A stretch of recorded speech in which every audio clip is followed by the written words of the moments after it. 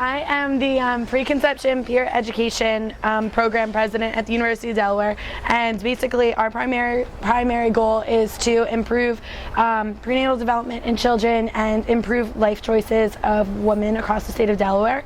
It is run through the Delaware Healthy Mother and Infant Consortium and the Office of Minority Health, and through them and their resources we have a group of trained individuals that go into high schools and middle schools around the Newark and Wilmington area.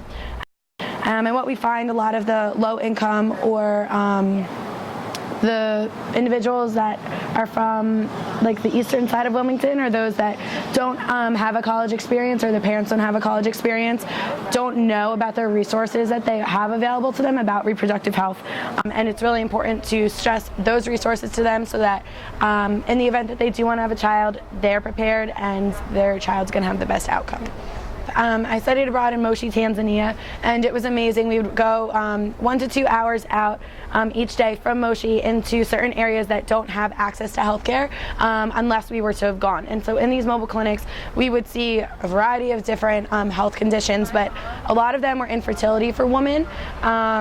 Those that weren't able to conceive due to malnutrition or their diet that they have, and for them it's actually they're shunned from their community if they are infertile. To them, their husband leaves them. Their sole purpose as a woman in Tanzania is to reproduce, so as soon as that is taken away from them, they're kind of left with nothing. Ages of both pregnancy and marriage seems to be a lot younger. Also, the instances of rape and unwanted sex are a lot higher, especially in those underprivileged areas.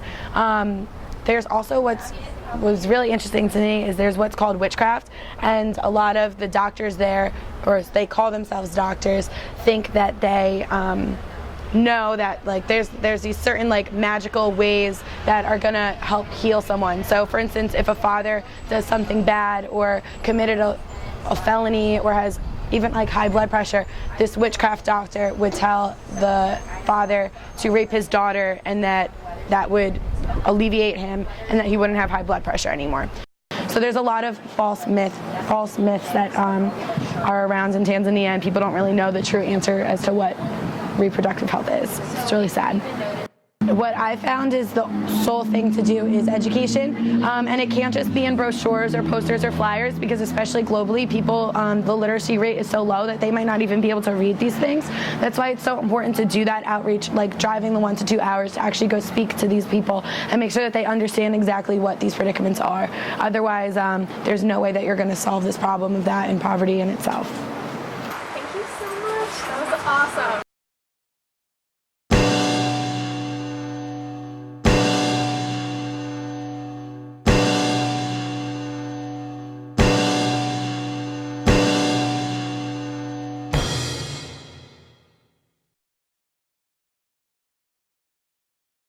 So when I was in our mobile clinics, I had one station that was called OB, which is OBGYN, and I was assisting a doctor, and that was a hands-on experience where I saw women who had never seen an OBGYN, who have never taken care of themselves, had no idea, and I learned how young they were conceiving, and they were 16, 17-year-olds, they were married at 18. There's nothing else for them to do other than have a baby and get married to someone who can hopefully provide for them.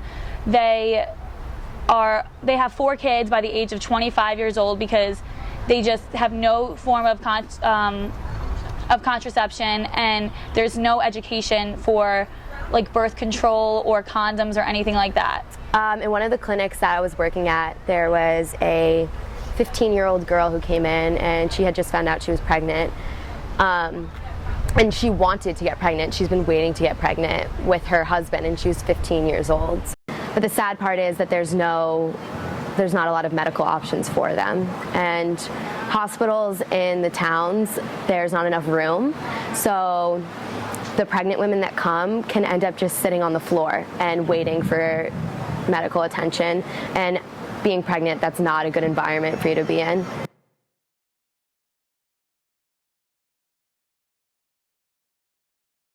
Like men are the dominants, and since they don't want to wear condoms, their wives just accept it, and they're spreading STDs, and there's no like social awareness or anything. So I think there needs to be like a local education. When we were there, we tried to like send out pamphlets and like explain, but they don't fully understand. And I think the only way to do it would to be like educate the women, or educate the men and the women, but mostly the men, because they go and they cheat on their wives because they're bored, and then they spread these STDs to their wives, and then like the women are just left in the dark because they don't know what it is. I think what would be best is starting it with like the younger girls, because I think that talking to the older adults might be kind of a lost cause at this point. The younger women are open than the older women, so I think they will understand more the benefits of using contraceptives.